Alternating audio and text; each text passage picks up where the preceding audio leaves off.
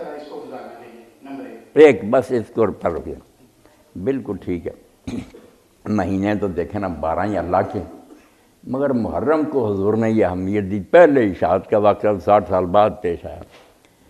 اللہ کے رسول علیہ السلام نے فرمایا کہ فرض نمازوں کے بعد سب سے افضل نماز رات کی نماز ہے، تہجد کی نماز۔ باقی جتنی نفل ہے نا، ان سب کے مقابلے فرضوں کے بعد فرمایا سب سے افضل نماز وہ ہے تہجد۔ اور روزوں کے بارے میں فرمایا کہ رمضان شریف کے روزوں کے بعد افضل ترین روزے جو ہے نا نفل، شہر اللہ المحرم، اللہ کے مہینے محرم کے، اللہ کا مہینہ کا بہت درجہ دیا۔ اور مکہ معظمہ میں بھی سارے قریش اس دن روزہ رکھتے تھے 10 محرم کو، حضور بھی وہاں رکھتے تھے۔ مگر جب مدینہ شریف میں آئے تو آپ نے یہودیوں کو بھی دیکھا کہ یہودی لوگ بھی، 3 ان کی آبادیاں تھیں مدینہ کے ساتھ ہی، بنو نذیر تھے، بنو قریظہ تھے، بنو کان، کہ وہ بھی روزہ رکھتے ہیں عاشورے کا۔ تو آپ نے فرمایا تم لوگ کیوں روزہ رکھتے ہو؟ انہوں نے کہا یہی وہ دن ہے جس دن اللہ تعالیٰ نے حضرت موسیٰ علیہ السلام اور ان کی قوم کے لیے سمندر کو پھاڑا اور وہ خیریت سے پار ہو گئے، فرعون اور اس کے لشکروں کو غرق کیا۔ تو اللہ کے حکم سے موسیٰ علیہ السلام نے یہ روزہ رکھا اور امت کو بھی حکم دیا۔ تو نبی علیہ السلام نے فرمایا کہ ہم تو موسیٰ علیہ السلام کے تم سے زیادہ حقدار، تم کیا لگتا ہے تم نے بدل دیا سب؟ جب ان کا طریقہ تو رکھیں، ایک پہلے ہی رکھتے تھے وہاں قریش کے ساتھ، مگر ساتھ پھر یہ بھی وجہ مل گئی تو فضیلت بہت فرمائی، یہ بیان فرمایا۔ اب بھی یہ کرنی چاہیے کوشش کہ 10ویں تاریخ کا روزہ جو ہے اس سے 1 سال گزشتہ کے گناہ معاف ہو جاتے ہیں۔ جو پچھلے سال میں غلطیاں ہوئی ہیں، عرفہ کے بارے میں جو بڑی عید کے ساتھ ہے وہ 2 سال کا ہے کہ پچھلا بھی اور آنے والا بھی، وہ تو بہت بڑی بات ہے، اس کو 1 سال پہلے کرتا۔ تو یہ روزہ رکھنا چاہیے۔ اور اللہ کے رسول نے یہ خواہش بھی ظاہر کی کہ اگر اگلے سال میں زندہ رہا تو 9 کا بھی رکھوں گا، مگر وفات ہوگی تو 9 10 کا رکھ لے، بالکل بہت اجر ہے۔ یہ پہلے سے چلا آتا تھا، رکھا، مگر بعد میں پھر امام حسین علیہ السلام کی شہادت بھی ہو گئی، بہت سانحہ، بڑا عظیم صدمہ۔ اب اس صدمے کے عظیم ہونے کی اس سے بڑی گواہی کیا کہ جب اللہ کے رسول کو خبر دی گئی اس کی، یہ اللہ کا مخفی علم جو اپنے انبیاء کو بتاتا کہ اللہ کے رسول حجرے میں تھے، حسین رضی اللہ تعالیٰ چھاتی پر کھیل رہے تھے، آپ کی زوجہ محترمہ اندر گئی، حضرت ام سلمہ دیکھا کہ حضور تو رو رہے، ٹپ ٹپ آنسو گر رہے تھے۔ تو پوچھا اللہ کے رسول آپ رو رہے، بچہ کھیل رہا؟ تو فرمایا ابھی ایک فرشتہ میرے پاس سے اٹھ کر گیا ہے جو جب سے زمین و آسمان بنے ہیں کبھی زمین پر نہیں آیا، مگر یہ اللہ کے ہاں اتنا بڑا سانحہ ہے کہ اس کی اطلاع کے لیے خصوصی قاصد آیا۔ اور اس نے کہا اللہ کے رسول آپ محبت کر رہے ہیں، یہ بچہ تو آپ کی امت کے ہاتھوں سے طرف میں دریائے فرات کے کنارے تباہ کر دیا جائے گا، اس لیے ام سلمہ میرے آنسو نکل گیا۔ اور ساتھ ہی اس نے کہا کہ اگر آپ چاہتے ہیں کہ اس منحوس زمین کی مٹی آپ کو دکھائی جائے تو میں دکھا بھی سکتا۔ اس نے ایک مٹھی مٹی کی مجھے دکھائی بھی کہ یہ وہ علاقہ ہے جہاں آپ کا یہ فرزند تباہ ہو۔ تو جب اس وقت آپ روئے، اور بعد میں بھی ابن عباس فرماتے ہیں میں مکہ میں تھا اور اطلاع کوئی نہیں تھی، کئی مہینوں سے قافلہ گیا ہوا تھا، رائے تو نہیں تھا اس وقت کہ خبریں آتی نہیں، کوئی خبر نہیں کہ کیا بنا۔ میں دوپہر کے وقت سویا ہوا تھا تو میں نے نبی علیہ السلام کو خواب میں دیکھا، مگر شک آپ کا جو حلیہ تھا نا اس نے مجھے پریشان کر دیا کہ سر مبارک پر بھی مٹی پڑی ہوئی تھی، ریش مبارک بھی مٹی سے پر تھی، اور آپ کے ہاتھ میں ایک بوتل تھی جس میں خون تھا۔ تو میں نے کہا اللہ کے رسول آپ کا یہ حال کیا ہو گیا؟ تو آپ نے فرمایا میں شہد تو مقتل حسین خان، ابھی حسین کی قتل گاہ سے آ رہا اور صبح سے اس کے اور اس کے ساتھیوں کا یہ خون سمیٹ رہا ہوں۔ تو میں ہڑبڑا کر اٹھا اور آپ نے بار بار انا للہ کہا۔ تو گھر والوں نے پوچھا کہ ابن عباس کیا ہوا؟ انہوں نے کہا حسین تو شہید ہو گئے۔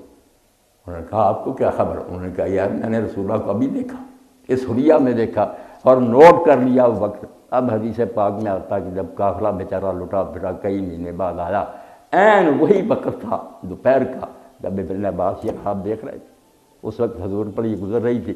اس لیے جو لوگ خوش ہوتے ہیں ان بد نصیبوں کا کیا کریں، اگر اور کچھ نہیں کر سکتے تو انہیں حضور کے اس غم میں شریک تو ہونا چاہیے کہ اللہ کے نبی کی روح پر کیا گزری، ہم آپ کی امت کہلاتے ہیں، خوشیاں تو نہ منائیں۔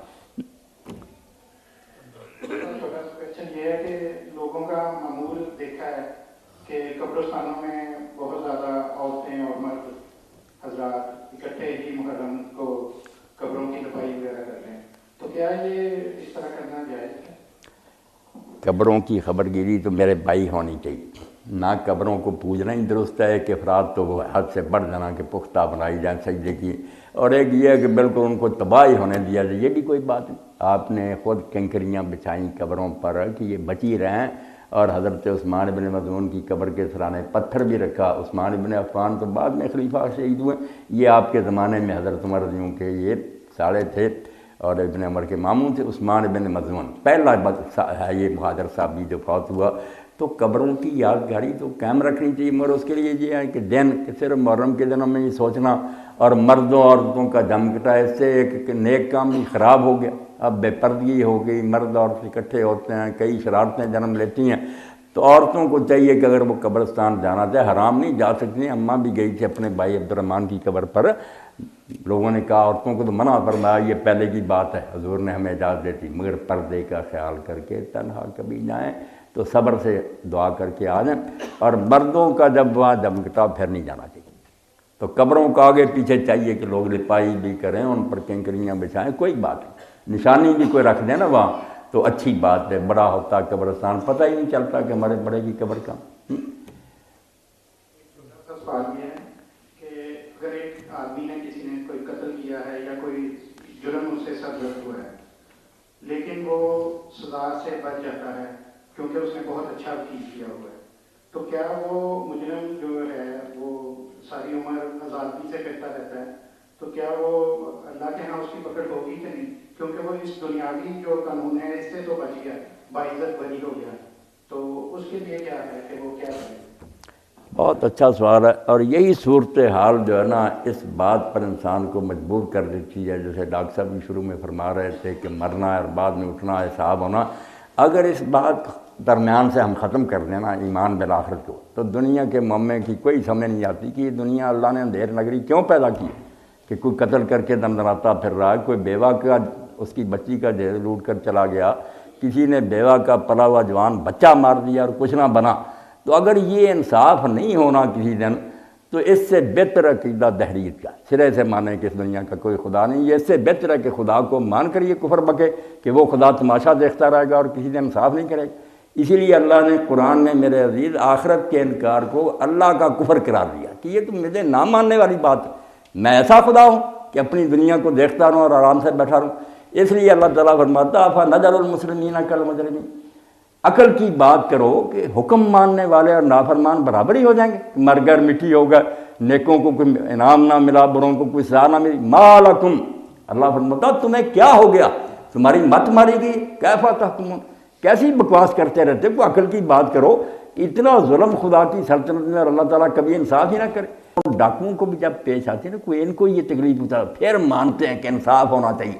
اللہ کہتا ہے جب میں یہ بات کہتا ہوں کہ انصاف ہوگا، پھر تم بہانے بناتے ہو کہ نہیں انصاف نہیں ہوگا۔ میں تو اللہ کہتا ہوں وہ بات کہتا ہوں جو تمہارے دلوں کی آواز ہے، ہر بندہ رو رہا ہے کہ اللہ دنیا میں تو انصاف نہیں ہوا، ہونا چاہیے۔ اور اس بارے میں جب حدیث القصاص کو ہم پڑھتے ہیں نا تو کانپ جاتے۔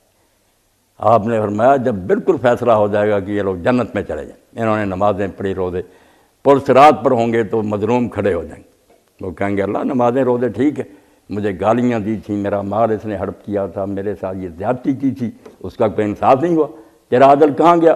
تو اللہ کی طرف سے اعلان ہوگا کہ میں عادل ہوں، جب تک تمہارا حق پورا نہیں ہوگا میں ان کو جنت میں داخل نہیں ہوں۔ حضور فرماتے وہاں روک لیا جائے گا اور حکم ہوگا کہ ان کی نیکیوں میں سے لے لو، جتنی نیکیاں لے کر خوش ہوتے ہیں نا۔ اور یہ جب آپ بیان فرما رہے تھے تو رسول کریم علیہ السلام بہت روئے کہ وہ دن جب ایک ایک نیکی کا آدمی محتاج ہوگا، جب اجازت مل جائے گی لوگ کیا چھوڑیں گے، لوٹ کر لے جائیں گے، اور بعد میں جب وہ نیکیاں ختم ہو جائیں گی تو فرمایا ان مظلوموں کے گناہ ان کی گردنوں پر ڈال دو اور ان کی بجائے یہ جہنم بھگتیں، جب حساب بے باک ہوگا تو پھر جنت میں جانے دیا جائے گا۔ اس لیے عدل تو بچہ ہوگا، پورا ہوگا، بالکل ذرہ بھی نہیں کسر رہے گی۔ فَمَن يَعْمَلْ مِثْقَالَ ذَرَّةٍ خَيْرًا يَرَهُ وَمَن يَعْمَلْ مِثْقَالَ ذَرَّةٍ شَرًّا يَرَهُ۔ یہ ایک ایسی بات ہے کہ جو عیاشی کرنا چاہتے ہیں وہ آنکھیں بند ضرور کرتے ہیں مگر دل کا وہ نہیں مانتا۔ ان سے پوچھے کہ یار معقول بات نہیں کہ ظالم کو سزا ملنی چاہیے اور نیک آدمی کو انعام ملنا چاہیے، اس میں بھی کوئی بات ایسی ہے کہ جس کو آپ کہیں گے یہ ریشنل ہے، یہ تو معقول ہے، انصاف کی بات ہے، مگر چونکہ ان کے عیش میں خلل پڑتا اس لیے جان بوجھ کر آنکھیں بند کرنے کی چل جائے۔ آئے گا وقت بالکل عدل ہوگا، پورا ہوگا۔ یہ اسی طرح نہیں رہیں گے۔ اس بارے میں میرے عزیز حضور صلی اللہ علیہ وسلم یہاں تک فرمایا ڈرنے کی بات ہے، یہ خود کچھ کرتے ہیں اور سارا کچھ۔ فرمایا لوگ بالکل اتنا جنت کے قریب پہنچ گئے ہوں گے کہ جنت کی دہلیز نظر آ رہی ہوگی نیکیوں کے